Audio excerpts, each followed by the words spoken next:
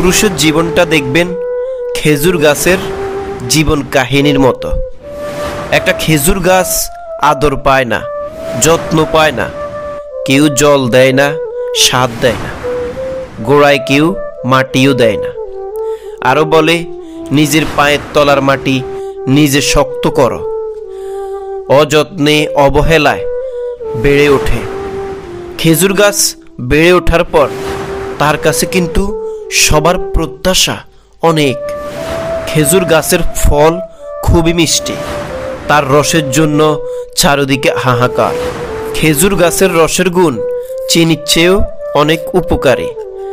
এই গাছটাকে বছরের পর বছর ক্ষত বিক্ষত করা হয়, যতদিন বেঁচে থাকে তাকে কাটা হয়।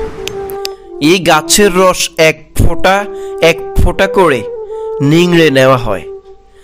রস নেওয়া শেষ হলে আর তার কোনো কদর থাকে না। পথের ধারে অযত্নে একা অবহেলায় পড়ে থাকে। তারপরেও খেজুর গাছ কোনো অভিযোগ করে না, কিছু প্রত্যাশা করে না, ভালোবাসা চায় না, শুধু ফল দিয়ে যায়, রস দিয়ে যায় আর মাথা উঁচু করে দাঁড়িয়ে বেঁচে থাকে নিঃস্বার্থভাবে আপনার পরিবারের পুরুষ মানুষটির মতো।